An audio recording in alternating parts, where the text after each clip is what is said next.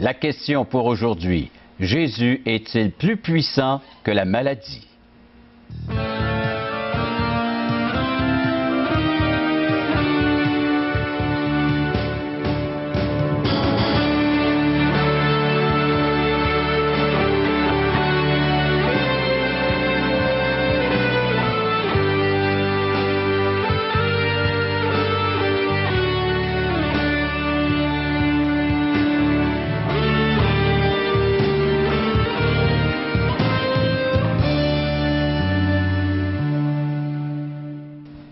Bonjour chers amis, bienvenue à l'émission Parole vivante. Quelle question! Jésus est-il plus puissant que la maladie?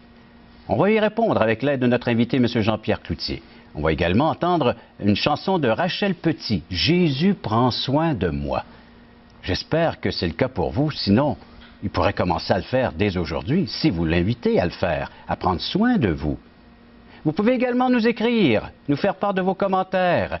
Et également, si vous avez des questions que vous aimeriez qu'on aborde dans les prochaines émissions, vous nous en faites part au numéro de téléphone suivant, 1-877-L'Espoir, 1-877-537-7647 ou via Internet www.espoir.ca. Espoir.ca. Facile? N'est-ce pas, Jean-Pierre? Tout à fait. Bonjour Jean-Pierre, bienvenue à l'émission Parole vivante. Rebonjour Régent. Ben, on se suit, c'est vrai, les émissions se suivent. Oui, c'est ça. Ils se ressemblent. Oui, parce qu'on est en train de développer, comme on l'a dit il y a 2 semaines, une mini-série qui va démontrer la toute-puissance de Jésus. On a vu que Jésus était plus puissant d'abord et avant tout que la tempête, c'est-à-dire les éléments déchaînés. La semaine dernière, on a vu que Jésus était plus fort que les démons, les esprits méchants. Et cette semaine, on va voir que Jésus est plus fort que la maladie. Quand on lit les évangiles, qui sont les documents les plus fiables, si on veut connaître qui est Jésus. Vous savez, aujourd'hui, il y a toutes sortes de choses qui circulent. Là, on parle de Matthieu, Marc, Luc et Jean. Les évangiles qu'on retrouve dans le Nouveau Testament. Ce sont des documents sur lesquels, Régent, on peut se fier si on veut vraiment connaître Jésus. Mais lorsqu'on lit particulièrement les 3 premiers que tu as nommés, Matthieu, Marc et Luc, qui nous rappellent le ministère de Jésus, particulièrement autour de la Galilée, et là, on voit qu'à plusieurs reprises, Jésus est intervenu auprès de personnes malades. À cette époque-là, évidemment, le système de santé était très différent de celui qu'on a aujourd'hui. Beaucoup de gens murmurent contre le système de santé qu'on a, mais si on le compare avec ce que les gens avaient dans les siècles passés, on serait quand même très heureux d'avoir ce qu'on a. Et à cette époque-là, alors donc, Jésus était souvent confronté justement à la maladie. Et ce qui est merveilleux, on voit Jésus, par exemple, redonner la vue à des aveugles. C'est incroyable. Il est plus fort que la cécité. Tu sais, il y avait même souvent, on rencontre des gens qui étaient sourds, muets, et le Seigneur va intervenir auprès de ces gens-là, va leur redonner la capacité de s'exprimer, d'entendre. Il va faire marcher des gens qui étaient infirmes. Et même, Régent, il y a un passage assez pittoresque dans les évangiles où Jésus rentrait dans une petite ville qui s'appelle Naïn, et on allait mettre en terre un jeune garçon qui était le fils unique de sa maman. Donc, elle allait devenir veuve, et une veuve, à l'époque, c'était vraiment terrible. Et le Seigneur est entré dans la ville alors que, justement, le convoi funéraire s'en allait. Et Jésus a arrêté, voyant cette veuve. Vous savez, la Bible dit que Jésus est le protecteur, Dieu est le protecteur de la veuve, donc Jésus... Et les orphelins. Oui, c'est ça. Alors, c'est comme si Jésus avait été touché là, par ce qu'il a vu. Sachant très bien que cette femme-là n'avait plus aucune ressource pour vivre. Alors le Seigneur Jésus a mis la main sur le cercueil, et puis le jeune homme est redevenu vivant. Alors notre Jésus des Écritures, Régent, il est vraiment puissant. On te garde pour les prochaines minutes, tu vas répondre à notre question. Jésus est-il plus puissant que la maladie? Profitez de ce médecin qui rentre maintenant chez vous par l'intermédiaire de cette émission. Il veut que vous le touchiez, il se met à la portée de chacun d'entre nous. Par la foi, on peut faire ce geste en écoutant ce prochain message avec notre invité, M. Jean-Pierre Cloutier. Parole vivante vous invite à participer à l'un des nombreux merveilleux déjeuners de l'espoir. Ces déjeuners ont lieu dans plusieurs restaurants réputés de la région et vous sont offerts gratuitement. Venez entendre le témoignage d'une vie transformée par la puissance de Dieu. Pour connaître les détails concernant l'endroit, la date et l'heure pour votre région, composez le 1-877-537-7647 ou notre site web www.espoir.ca.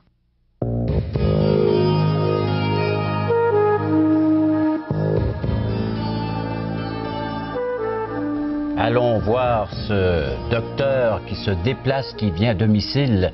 C'est le cas ici dans l'Évangile de Marc, chapitre 5, n'est-ce pas, Jean-Pierre? Ben, en tout cas, je ne sais pas, Régent, s'il vient à domicile, mais il était en tout cas sur la route, il était proche de ses malades. Pour se rendre à un domicile. Absolument, oui. Il était en visite. Il partait sur sa visite, et là, on l'a interrompu. Le texte sur lequel, justement, on va parler aujourd'hui, qui nous présente Jésus comme étant plus fort que la maladie incurable, se retrouve toujours dans l'Évangile de Marc. Cette fois-ci, on est dans Marc, chapitre 5, s'il y a des gens qui voudraient suivre dans leur Bible. C'est le verset 25 à 34. Et c'est l'histoire, j'aimerais la résumer en quelques mots, finalement. Jésus était en train de s'en aller dans la maison de Jairus. On va en parler la semaine prochaine. Et en s'en allant pour aller guérir sa petite fille de 12 ans, il y a une dame qui était atteinte d'hémorragie depuis 12 ans et elle était vraiment désespérée. Elle était allée partout pour essayer de trouver un remède à sa situation, quelqu'un qui aurait pu l'aider. Puis, au contraire, sa maladie était allée en empirant.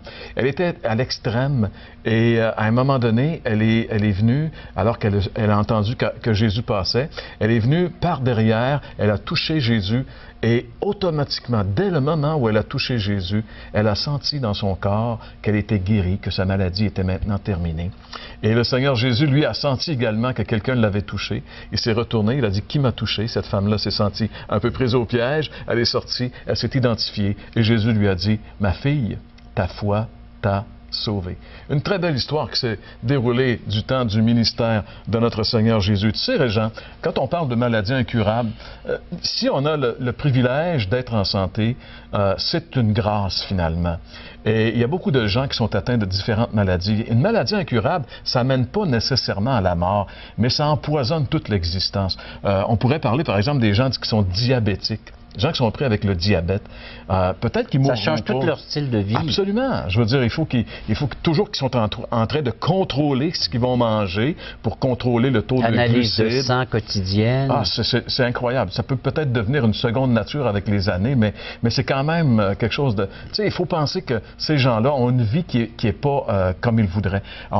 Par exemple, les gens qui ont la sclérose en plaques, une autre maladie dégénérative qui mène pas nécessairement à la mort, mais qui empoisonne l'existence. Tu ne peux plus faire ce que tu faisais avant, puis ainsi de suite. Ça change tout ton agenda. Hein? Absolument. Alors, la dame dont il est question ici, c'est une femme comme ça qui était atteinte de ce genre de maladie. Elle était atteinte d'hémorragie depuis 12 ans. Elle perdait son sang sur une base régulière.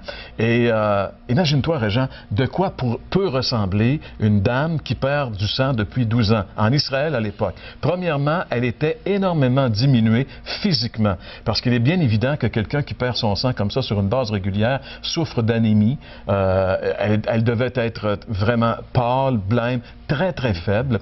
Mais il y a une autre chose, elle était diminuée physiquement, mais aussi moralement. Parce qu'en Israël, il y avait une loi qui retournait dans l'Ancien Testament. Bien sûr, on est à l'époque de l'Ancien Testament jusqu'à un certain point.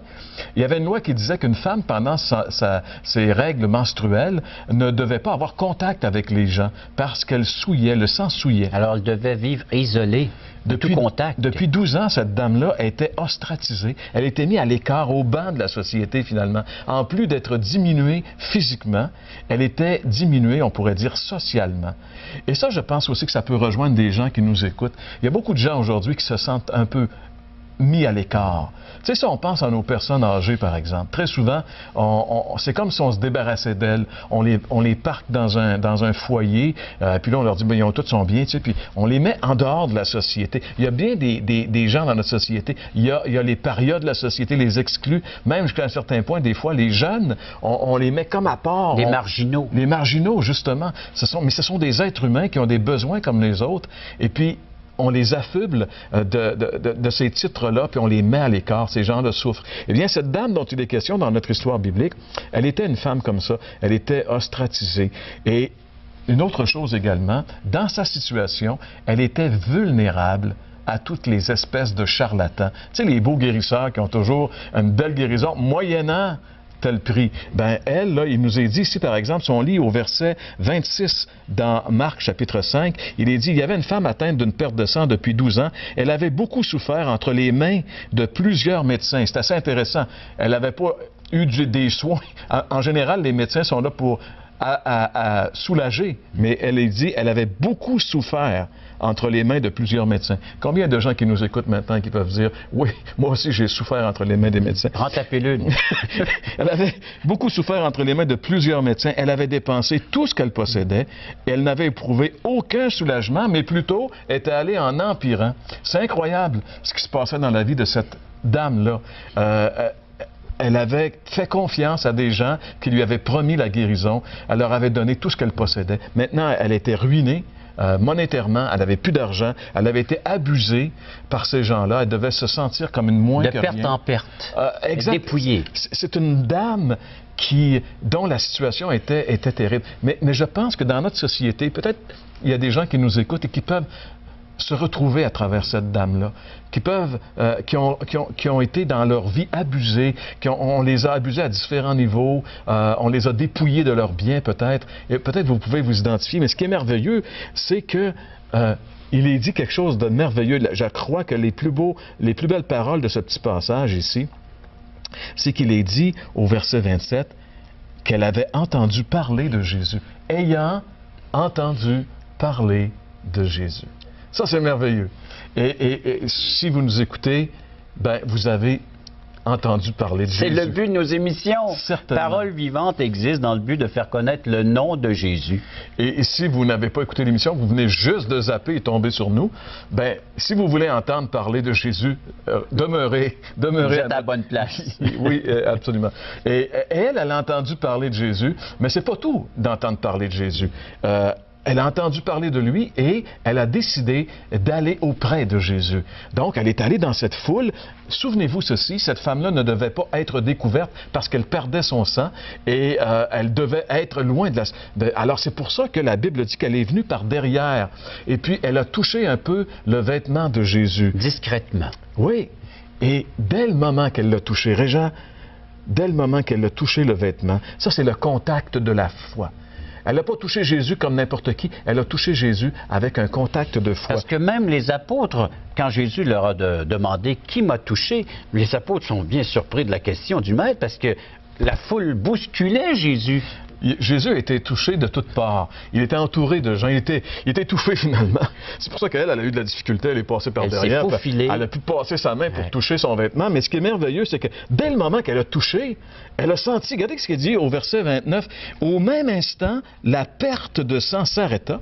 Et elle sentit dans son corps qu'elle était guérie de son mal. » Dès qu'elle a touché le vêtement, hey, ça fait 12 ans que cette femme-là, elle a un mal qui la ronge. Elle le sent, son mal. Mais dès qu'elle touche le vêtement de Jésus, pour la première fois depuis 12 ans, elle sent le soulagement dans son corps. Il y a un transfert qui s'est fait là. Oui, elle sent qu'elle est guérie, puis la perte de sang est arrêtée automatiquement. C'était fini. Alors, tu comprends-tu comment cette femme-là, mon gars, elle devait être heureuse ce jour-là, lorsqu'elle a touché. Elle savait que Jésus pouvait le faire. Elle avait crainte. Elle a touché Jésus avec foi. Le peu de foi qu'elle avait, la situation terrible dans laquelle elle était, elle a juste touché un peu Jésus et elle a obtenu de Jésus ce que tous les guérisseurs de son temps n'avaient jamais pu lui donner, mais qui lui ont ravi son argent. Jésus lui a pas demandé un sou, mais il lui a donné, lui, ce qu'elle recherchait, parce qu'elle l'a touché par la foi. Et moi, j'aimerais... Une délivrance gratuite. Le Seigneur donne la vie éternelle. Il la donne. Il la donne. Alors, j'aimerais demander à la personne qui nous écoute, aux personnes qui nous écoutent, j'espère qu'il y en a plus qu'une, j'aimerais vous demander, est-ce que vous avez vraiment touché Jésus de se toucher de la foi? Vous savez, vous pouvez avoir entendu parler de Jésus, vous pouvez avoir assisté à des milliers de services chrétiens, mais est-ce que vous avez vraiment touché Jésus de se toucher de la foi? Un toucher spécial, c'est-à-dire venir à Jésus avec notre besoin et être convaincu, absolument convaincu, que Jésus est capable de répondre à notre besoin. Et c'est ce qu'elle a fait. Et là, j'aimerais vous dire en terminant que nous sommes tous, vous et moi, Régent, on est tous atteints d'une maladie terrible. Une maladie qui est pire que le sida. Peut-être ça vous surprend d'entendre aujourd'hui que vous êtes atteint d'une maladie pire que le sida. Mais la Bible dit qu'on est tous des pécheurs. La Bible dit tous ont péché, sans aucune espèce d'exception, et tous sont péchés et sont privés de la gloire de Dieu.